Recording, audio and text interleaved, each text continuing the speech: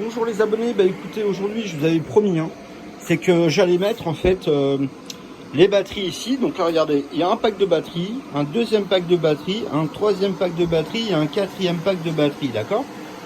Donc là en fait on est devant le système hybride et regardez bien, j'ai coupé le def et en fait ça c'est la partie que je trouve drôle, c'est qu'il y a un peu de soleil comme vous pouvez voir en fait. Alors je suis avec mon ami transporteur qui m'aide à ranger tout le bazar. Et en fait, vous voyez, par exemple, là, il y a le jeu entre. Là, actuellement, c'est les batteries qui fournissent du courant pour que l'onduleur produise pour la maison. Donc là, la maison, actuellement, j'ai une consommation de 2,5 kWh. Voilà, donc là, actuellement, bah, vous voyez, la batterie est en train de recharger. Il y a 55 volts. Parce que là, la consommation a baissé. Donc, tout simplement, le système recharge la batterie. Et dès que le système en fait voilà, produit plus, c'est-à-dire qu'à un moment donné vous voyez en fait là il est en train de recharger les batteries, donc là on est sur les panneaux solaires, donc là il prend pas beaucoup. Alors en fait une chose que je vous ai expliqué, là j'ai coupé le système en injection réseau, en injection réseau, donc en fait si vous voulez c'est pour ça que les panneaux solaires fonctionnent à 334 volts. Pourquoi? Parce que en fait on consomme pas beaucoup, vous voyez, plus on va consommer et moins on aura de volts au niveau des panneaux, d'accord. Donc là ici on a en gros 5 kW, donc on consomme que 1 kW, bah, proportionnellement en fait ça baisse, d'accord. Mais là en réalité ce qui est drôle c'est que vous voyez par exemple là il prend quand il y a du courant et quand il y en a trop en fait il recharge, d'accord. Donc il ne peut pas dépasser les 55 volts de rechargement, ok. Regardez maintenant quand je vais mettre le def, qu'est-ce qui va se passer? Il va injecter, donc là moi je renclenche ici le tableau, voilà, donc il sonne, il va changer de couleur, voilà, il est devenu bleu, et là tout de suite en fait, dans un premier temps, ça va baisser ici, ça va commencer à baisser ici, ça va clignoter, donc là vous voyez en fait, voilà, il va enclencher, et là mon compteur EDF, alors je rappelle, ça c'est un compteur juste de test. C'est pas mon compteur de def, donc évidemment c'est exactement le même que moi j'ai le mien. Mais voilà, donc en fait si vous voulez, soit il va tourner d'un côté, soit il va tourner de l'autre. Donc là comme vous voyez maintenant on a perdu le soleil. Donc tout simplement comme il a perdu le soleil, et ben, il peut tourner d'un côté librement comme il peut tourner de l'autre. D'accord. Donc ça c'est une programmation qu'on peut faire au niveau pour qu'il soit en injection. S'il n'est pas en injection, et ben bon, encore une fois, je le signale parce que c'est important. Je n'ai pas que des clients français, donc il y a pas mal de pays qui ont des compteurs comme ça. Et ce qui est important pour eux, c'est de savoir que le compteur soit il peut tourner à droite, soit à gauche, d'accord. Donc là actuellement, comme je vous avais dit tout à l'heure, que actuellement, là vous voyez par exemple, les panneaux sont à 108 volts. Alors pourquoi? Parce que je recharge 2,5 kW, on est à 92 volts, donc voilà, le système ne baissera pas plus que 90. Et comme il y a un soleil qui est parti tout simplement, donc là, il consomme toujours une partie sur EDF, toujours. C'est le principe de l'hybride. Donc les gens qui me demandent c'est quoi la différence entre l'hybride et un onduleur, et ben c'est que sur l'hybride vous aurez toujours une consommation d'EDF. À moins que vous coupiez, comme moi j'ai fait tout à l'heure en fait, voilà le disjoncteur, d'accord. Si vous coupez le disjoncteur, évidemment bah, vous n'avez plus de consommation d'EDF, mais il faut le faire manuellement. C'est-à-dire que tout simplement, ça fonctionne très bien quand il n'y a pas d'EDF. D'ailleurs, on a une grosse consommation. Mais tout simplement, il faut le faire. C'est-à-dire qu'en fait, si vous voulez, sinon vous voyez en fait le système, il est toujours en train de prendre un petit peu d'EDF. Regardez, je refais le test. Donc là, voilà, je vais couper. Voilà. Alors moi, j'ai paramétré la sortie de voltage à 240 volts quand on est sur batterie. Donc là, il produit 240 volts.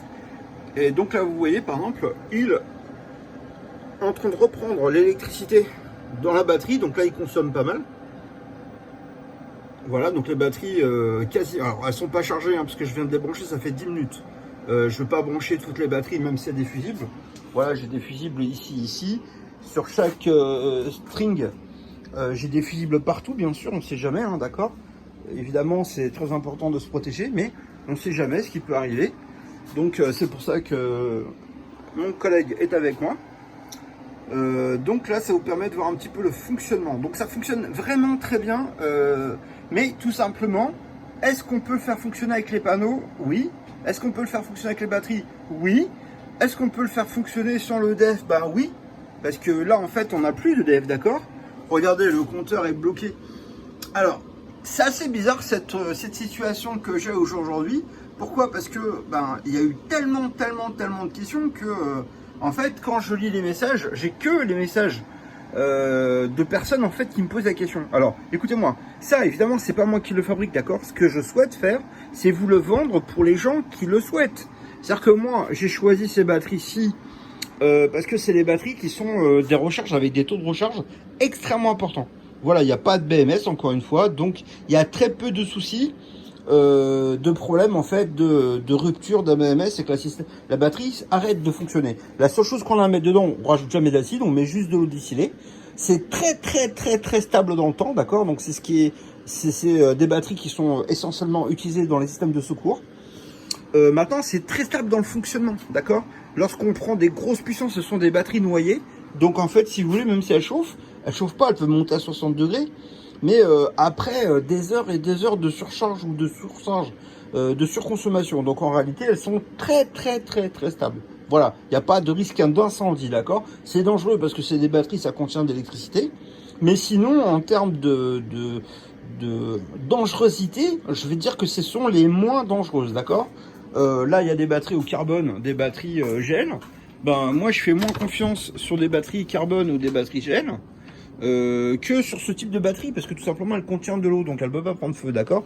Donc c'est très important de le signaler. Voilà, cette petite vidéo les amis, elle va prendre fin.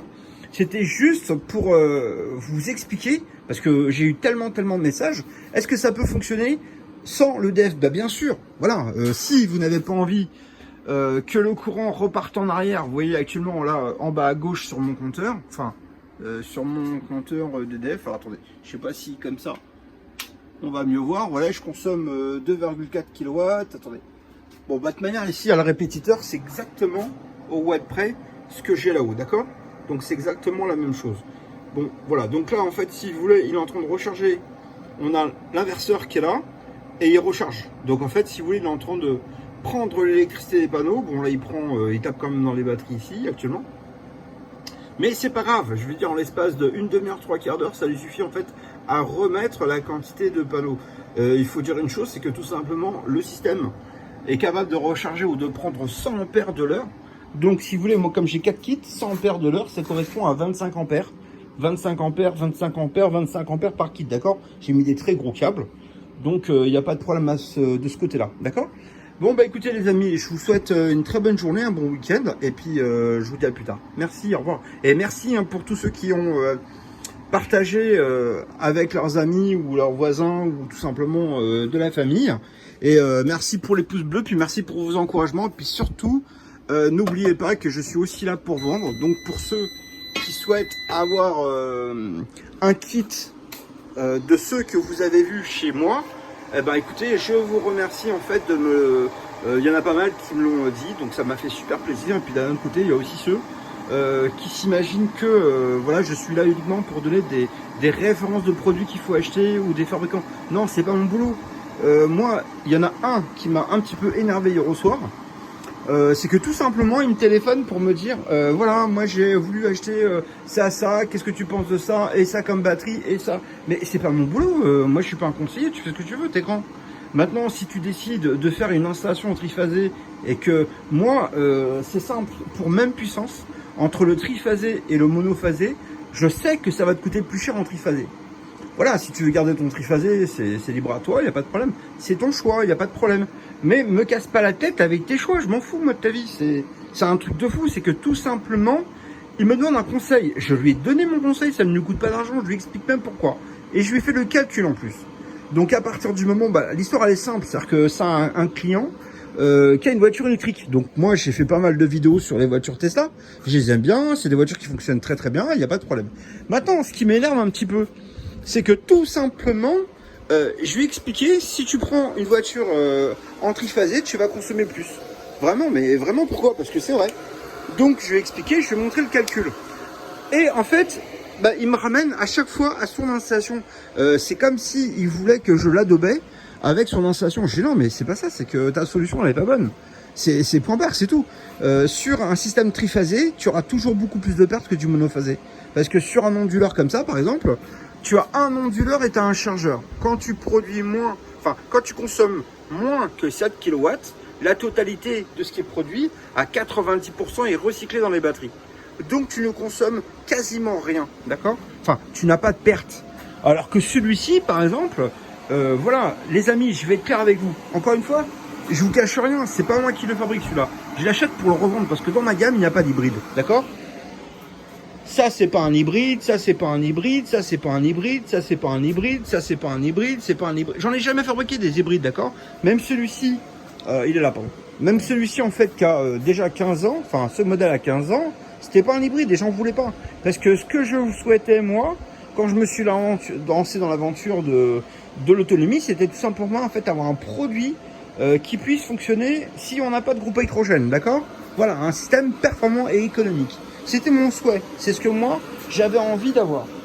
Voilà, donc maintenant, je comprends qu'il y a des gens qui ont de l'EDF, qui ne vont pas avoir envie de couper le DEF, parce que moi j'ai aussi l'EDF, je ne le coupe pas.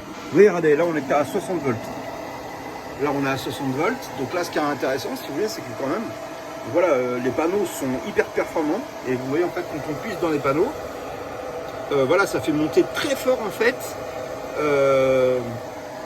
dans les batteries, d'accord? Donc c'est capable de manipuler les batteries, même quand il y a une très grosse capacité de batterie. Bon, après, je sais que quand elles seront un peu plus chargées, elles seront beaucoup plus dures. Il y aura plus de résistance et du coup, en fait, il ne pourra pas y aller aussi fort, d'accord? Mais il fait tourner le compteur en arrière parce que ça clignote, donc ça veut dire. Mais tout simplement, c'est-à-dire que moi, même si c'est pas mon premier choix, je comprends les gens qui ont de l'EDF, d'accord? Ils ont de l'EDF, ils veulent recharger leur Tesla électrique. Donc pourquoi c'est bien ça? Bah parce que tout simplement, si vous les rechargez chez vous, alors soit en 7,2 kW, ou alors avec le chargeur d'origine qui peut très bien fonctionner en 3 kW.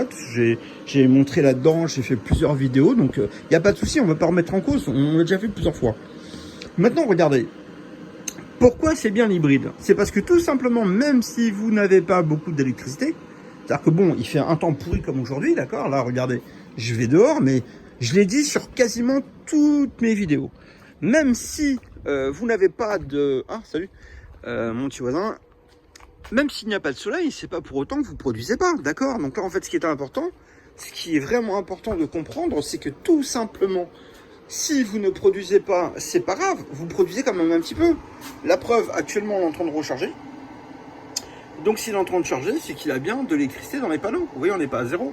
Donc là, on est en train de faire de l'injection. Donc, on a une consommation de 2 kW. Et les batteries sont rechargées. C'est-à-dire qu'en fait, quand elles sont branchées à EDF, elles sont tout le temps à 50 kW. Pourquoi? Parce qu'il prend la moitié des batteries.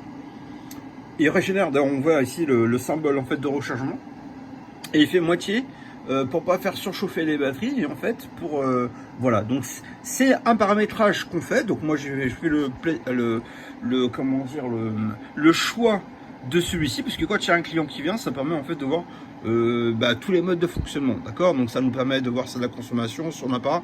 Vous voyez par exemple là il dit que il est en inverseur. Donc on n'est pas sur EDF, on est en inverseur et en fait en chargeur. Donc là il est en train de maintenir la charge de batterie, d'accord? Donc c'est sympa. Et on est en train de puiser 100% de ce que les panneaux peuvent nous donner. Donc ce qui est vraiment très bien. Et le surplus on le met en injection. Donc voilà, c'est parfait. Là si vous voulez recharger votre voiture électrique, comme je vous disais tout à l'heure, même si vous avez la maison, même si les batteries sont vides, c'est pas grave. Le système peut toujours vous donner le complément que vous avez besoin sur l'EDF. C'est-à-dire qu'en fait vous n'avez aucune manipulation à faire, d'accord? Maintenant je parle... Lorsque c'est la période en fait d'été, où vous allez produire énormément, voilà, vous pouvez très bien couper le baco ou le disjoncteur, parce que le système sera fonctionner complètement.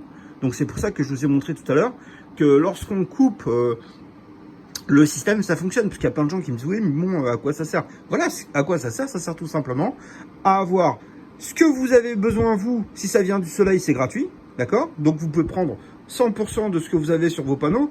Alors, je rappelle, cet onduleur-là, on peut aller... Moi, je vais vous fournir avec, comment dire, 8 panneaux pour une puissance de 3 kW ou de 5 kW, c'est vous qui décidez. Et vous pouvez rajouter, en fait, les 3 kW ou les 4 kW que vous avez déjà chez vous. Au total, on peut installer 10 kW en panneau solaire, d'accord? Et la puissance maximum qui peut sortir, c'est 10 kW si vous avez 10 kW de panneau, plus si vous avez plus de 15 kW de batterie, donc il est capable de sortir 20 kW. 20 kW, 10 kW de panneau et 10 kW de batterie si vous avez plus que 15 kW, d'accord? Donc si vous avez 10 kW, il ne le fera pas. Mais si vous avez 15 kW, donc 2 packs de batterie, vous avez la possibilité de sortir pendant un certain temps les 20 kW, d'accord? Donc il est capable. Il tourne en continu à 10 kW, mais il peut monter sur des surcharges de 20 kW. Donc tous les gens qui ont des triphasés, en fait, regardez, moi je vous ai expliqué très clairement. Vous l'avez vu ici, le très très gros en triphasé, j'en ai un de 30 kW. Donc ça, c'est pour le tordu qui m'a saoulé hier. J'en ai, je les vends. Ben, c'est une installation qui coûte cher, c'est normal, il faut plein de panneaux, il faut plein de batteries. C'est un système qui pèse 600 kg. D'accord? Mais si tu as les 3 phases et que tu les réunis ensemble, tu n'auras plus qu'une seule phase. Tu peux mettre ça. Parce que ça, par exemple, tu acceptes des pointes de 20 kW, d'accord? Donc tu peux brancher dessus 40 panneaux si tu veux. Maintenant, voilà, si tu as envie, bah tu le fais. Si tu le fais pas, t'as pas envie, tu le fais pas. Mais la réalité, c'est que ça, c'est une version que moi, je n'ai pas à mon catalogue, que je ne fabriquais pas parce que ce n'est pas mon intérêt. Mais c'est un de mes confrères qui le fait. Et tout simplement, je me dis que tout simplement, c'est vachement sympa de l'avoir. Donc tout simplement, je présente aux abonnés. Les abonnés, vous n'êtes pas obligés d'avoir un accord avec moi ou tout simplement d'être d'accord avec ce que je propose, ce que j'explique, mais tout simplement, voilà, et la courtoisie, si vous me posez la question que je vous dis quelque chose, vous pouvez être d'accord ou ne pas être d'accord, mais c'est mon choix d'abord, premièrement, et c'est votre choix à vous d'accepter ou pas l'accepter. Maintenant, vouloir absolument que je m'engage dans des discussions qui n'ont aucun sens, surtout que vous avez des installations avec des micros... voilà, des micro-onduleurs, des micro-contrôleurs, pour moi c'est la même chose, ça ne sert à rien, tout simplement, voilà.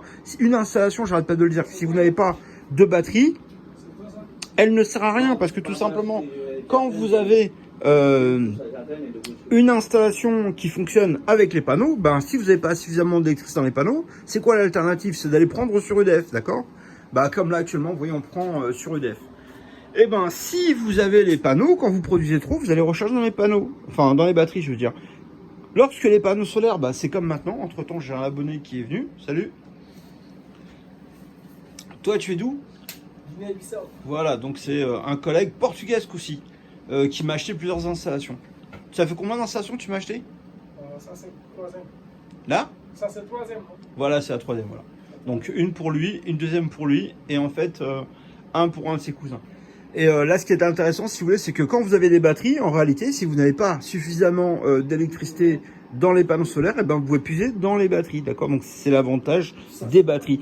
Je l'ai dit plusieurs fois, mais je le répète parce que c'est hallucinant. Les amis, quand vous avez des panneaux et que en fait vous achetez une installation pour tout simplement revendre à EDF, c'est pas de l'escroquerie, mais c'est vraiment de la stupidité. Parce que écoutez bien, vous allez acheter une installation, peu importe, hein, même si vous la payez 10 000 € l'installation, vous allez vendre votre électricité la journée à 10 centimes et après vous allez la racheter à 22 centimes la nuit. Donc en fait, il n'y a aucun avantage. Vous achetez une installation que vous payez de l'argent, on va dire 10 000 €. Vous avez de l'électricité gratuite que vous ne stockez pas dans vos batteries, ce qui est une deuxième stupidité.